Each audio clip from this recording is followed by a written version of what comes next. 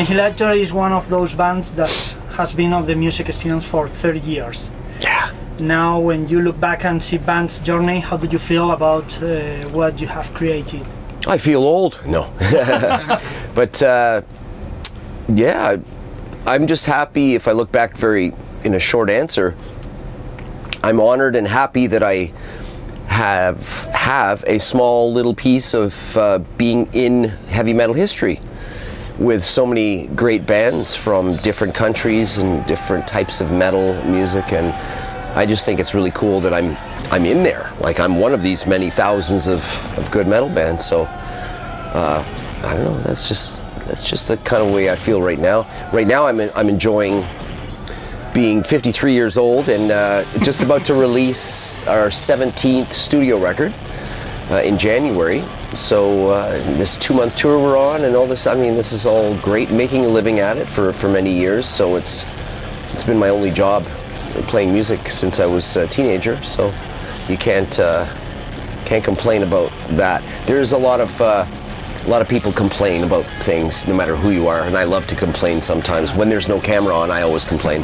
But there's ups and downs in the music business. It's not easy today to make a living. I'm only making a living for many years because we have had a lot of songs, and we have some underground hardcore fans that keep staying with us. Not a big group like fans of Slayer have millions. We don't have that success. But we have this smaller group of people that really like what we're doing, and being sober, not drinking alcohol, and taking care of business, a little bit taking care of my health, and trying to be as honest as I can with people, and try to be good person, and try to write honest, heavy metal music that I like. Sometimes you can write some great songs, sometimes not so good, but you keep trying. So I'm in a good position where, if I die tomorrow, there's a famous line, and then tomorrow I get hit by a car. But if something happened to me, you have to know that I am very, very proud of all the people I've met and all the music I've made, and things like that. So yeah, I'm in a really good place now, and I hope life goes up like this all the time. So I'm on one of those highs right now. So when it goes down, you appreciate the high parts, right? Okay. I answered 20 questions right there. We can say that Annihilator is just an important and Jeff Water. Could we say that it's a two-sided solo project? One being the composition and recording when you do almost everything, and the other being the lives? I think generally, yes. It's mostly been a solo project behind the scenes with business and management and music and studio and writing mostly. But when it comes to going on tour, the only thing I'm the boss of is the crew and the busing, and like a manager kind of thing, trying to keep everybody doing their jobs. But musically, the band are the band. They're not my employees. Legally, yes, I pay them money, but we all just get along and have fun. It's no point in being too serious. But the guys in the band are really good. Been with me for now, some of them up to 5 years now with us. So yeah. There are many guitarists who have ended up forgetting or abandoning bands that they create to become a solo project. Is there any reason that you have never abandoned or removed the name of Annihilator to turn into Jeff Water project? I've loved to have, along the way in the last 30 years or so, there's been opportunities, we say, musical or money opportunities or artistic or whatever. I've had offers to produce, to be the head of a team that produces the music for video games or writing songs for other people. I did that with Sony and publishing and Warner Chappell, and some wrote songs for other artists. And there's all these cool things that I could have done, like maybe become a mix engineer. But that kind of thing, to be good at it, or maybe a hobby, is one thing, but make a career and be really good at it, that means you have to dedicate your life and your 24 hours a day to that work. And to be a mix engineer means I should have stopped Annihilator. To play another kind of music, well, then I'd have to stop Annihilator. I don't want to do something, we say half-assed. I wouldn't want to do 50% effort with this and 50% effort with that. So I kind of decided somewhere in the late 1990s, when I had many opportunities to join other bands, even bigger bands, decided, you know what, as long as I'm happy playing with Annihilator, then why would I change that? I like it. It's fun. It's what I do. Yeah. Okay. We all know the reason why you have moved from Canada to England. Has such a radical change in culture and environment been complicated? That's not the middle finger. This is the wedding ring finger. Yeah. Has such a radical change in culture and environment been complicated on a personal level? You mean, was it hard to move to another country? Yeah. I thought it would be so easy. Country, culture. Well, I thought it would be easy because it's not like I was moving to Germany or Spain or Italy and learning a new language. It was, of course, there's different accents that we speak, but it's English, so that makes it much easier for me. But I thought it would be so easy because I like to travel. I travel all the time, so it's great. England's a nice country, and there's lots to see. The music history in England is so incredible when you live there. To see all the different cities, and I sit there at night on Google sometimes and go, Sheffield, the city, Def Leppard, yeah, and you go through all the different Newcastle, Venom, Newcastle, Brian Johnson, you know, so the history is there, and it's really cool to be in the city that Black Sabbath started out in, and to travel to this city. But it was a totally different thing when I actually said goodbye to my family and friends, sold my house, cars, life, all the stuff I had, toys and things, furniture and things like that, and said, well, new life, let's just buy new furniture, start everything fresh here. I thought it'd be easy, but it was actually the opposite. It was horrible for about 8-9 months. I realized I just said goodbye to my country, yeah, and my family, my son, everybody. But I thought, oh, that's easy. That's what planes are for. I can get on a plane and go visit. But it wasn't the same. I was moving. I'm living in England. So, but after about 8 months, my wife was really understanding, and she saw what was going on with me. I thought I could handle everything, and then slowly after time, I started realizing that it's my home, and Canada's my home. I can go back and forth, and I can deal with it. But it wasn't easy. It was actually very difficult. I found myself waking up in the mornings being very angry for like a couple of months, and I didn't not know what was wrong with me. I was eating way too much food. And then you realize I'm a little depressed from leaving my country. Yeah, but you didn't change the coffee for the tea. I'll always keep the Canadian coffee going. No. Some things stay in Canada. Yeah. We assume that the professional level for Annihilator has been very beneficial.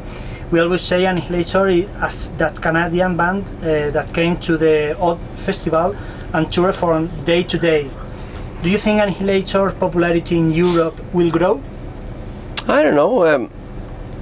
It's a different music, and heavy metal are different now than they were in the 80s and the 90s and all that. The business is totally different. If you're a young band starting out and you're playing thrash metal or heavy metal, your chances maybe in the 80s were this much, and your chances in the 90s were there, and now it's really, really difficult to play in a band, play this kind of music, and make money. Almost impossible. It's almost impossible. So I'm only around, I think, because we've had so many records and so many people in that hardcore following that keep staying with us. And the festivals now for us in Europe, for the last 10 years, the festivals for us have been going up and up and up. So some bands at that level now that we're at, you could just play the summer festivals and earn a living. And you don't have to tour. We're just doing this because we like it. But for most young bands, it's impossible. I don't know how. I can't even give advice to younger bands. It's just too difficult. You've got to. Advice might be, if you're a guitar player and you want to be in a heavy metal or thrash metal band or whatever. In my day, I could just play guitar. When you got a record deal, the label would give you an engineer in the studio, an assistant engineer, a runner. Somebody would drive around and get things for you at the music store. There would be a producer. there would be a mix engineer, there would be a mastering engineer in a mastering studio. So there was all these people with all these jobs and so much money being paid for your new band. Now, if you're a guitar player, you should learn how to play bass, you should learn how to write lyrics, you should learn how to write songs, you should learn how to use recording machines, recording software, how to make demos, be a manager, try to find out all the information you can about how do you get a record deal, how can you get a gig and have a record company person come see you, how can you get a big following on Facebook and Instagram to get the attention of record company people. I don't have to worry about that now. I don't even think about that. If I did, we would probably sell more records because for me, I don't really care about that stuff. I just play my music. And but yeah, it's tough for new bands. For my band, back to your question that you asked, I think in my band's case, there's so many reasons why we are where we are now. And some people will say, why weren't you bigger? And then people will go, oh, because you changed singers, you have different styles of music, you have many different things. Maybe some of your songs or CDs were not so good. I think a lot of it is, I don't have the drive, I don't have the will, or I don't give a shit about being on the covers of magazines. I don't care about doing interviews. I don't mean that about you guys, but I just don't care about all that stuff. I like playing music, I like getting together with the guys and playing on stage, and I like traveling, I like good food, I like meeting people. It's more fun to say hi to you guys than it is to do an interview. Do you know what I mean? Like, if we had time. I don't care about covers of magazines. I don't care about selling millions and millions and millions of records. I do say we have sold a few million records, but it's not the driving force. My thing is just to survive and keep playing music. And when it's time to stop, then I stop. I just didn't give a shit about the image stuff and the I'll give you an example. Pantera, we toured with them 1991. We were special guests to Judas Priest for the Painkiller album. And what happened was nobody knew who Pantera was here. But sorry. We'll just edit that out. One sec. You know what? Can you pass me the radio that's there? La radio que está en las escaleras. Yeah, it's a radio straight on the table there. Al lado de la just go get it. Go straight and grab a radio. La radio, just walk. Yeah. Keep going. Right there. There's a radio right there. Pull that up. Pull it up. Ahí. Yeah, and just pull it up. Yep, there you go. Yeah, and then I'll just tell everybody to stop coming in. Cool, 1 second. Channel 2. Hey, anybody out there? Anyone? You're gonna ignore me. No one. Maybe. Sitting at the patio. Hey, can you do me a favor and spread the word? We're doing a live TV interview. That's a lie, it's not live. It's a joke. Yeah, so that means nobody on the bus, Kay? That's you. Thank you. There, okay, good, we're back. Okay. You were telling us about the Pantera tour. So, for about 2 months, I got to share a bus with Pantera. Us and Pantera was sharing the bus, and I got to know the guys pretty good. And their idea was, of their band, just before they broke and became such a huge, great band, they planned everything. They sat down and they said, I want the snare drum to sound like this, I want this to be like Metallica, I want this solo to be in the style of Van Halen and Randy Rhoads, I want this sound and this kind of music. And the singer, of course, Phil, he was into Henry Rollins and Mike Patton from Faith No More, and he, you know, if you see the pictures of Power Metal, the album they did before, that was not the same Pantera. Yeah. Visually, they looked at their image, their music, their sound, and they planned every bit of it. They wrote it all down. And I was the complete opposite, and it worked huge and successful. I did the complete opposite. I did what is probably the worst thing to become famous and sell a lot of records. I decided, you know what, I don't care if I write a ballad, a love song, a little silly song called Chicken and Corn for my little baby son, or a thrash song, or a song about the environment, or a song about fuck you to my ex, or a song about alcoholism or depression. So I did a completely different thing, and I changed musicians, I changed singers, I changed sounds in the studio, I changed styles of music, and I did everything that my manager and the record company said I shouldn't do. And simply because I could.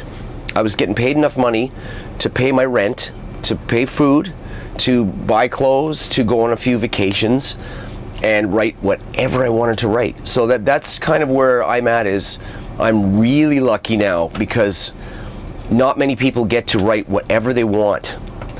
And even if sometimes the songs aren't that good, fans are going, okay, well maybe this wasn't the best Annihilator CD, but we'll wait for the next one and see if it's better, you know? Yeah, because you never saw the music like a business. You saw like a lifestyle. Yeah. Yeah. But I do think about business. I have to think about business to have a nice bus and to hire good band members and good crew.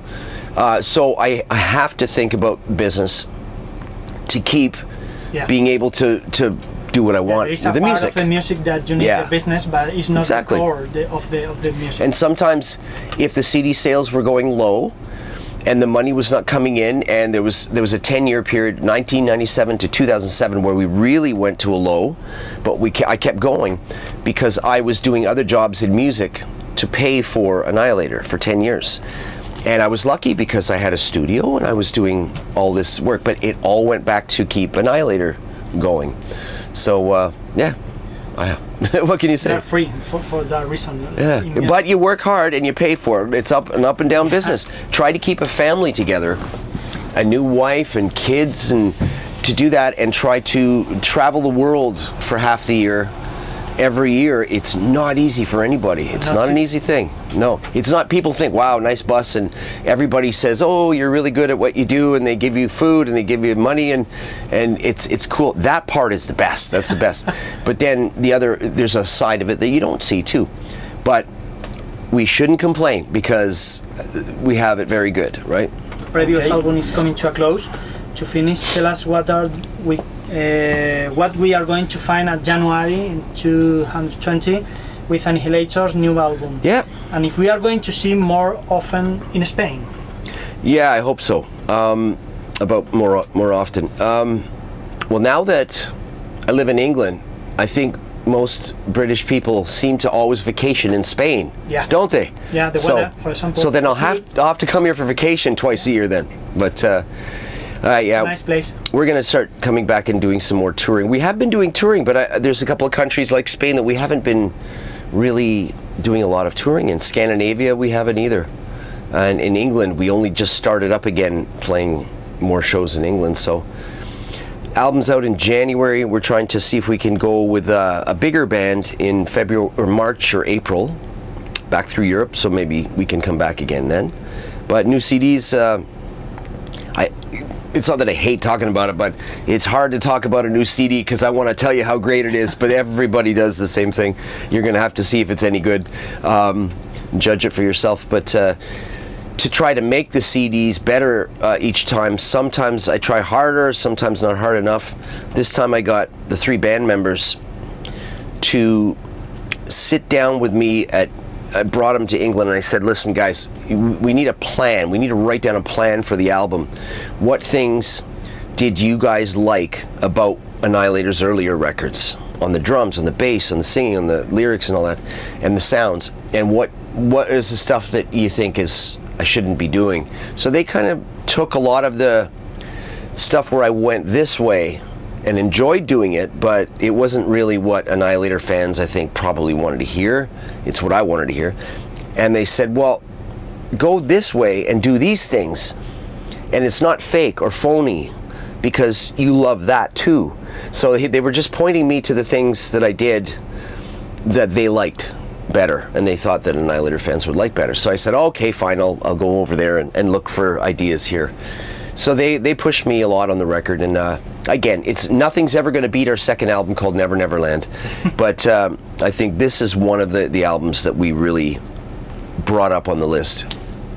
Okay, so hope to see early style. It's like early back to the roots stuff. That's what it really is. So okay, no more question, and we hope to see you more often here in Spain. I hope so too. Yeah. Thank you. Thank you very much. Yeah.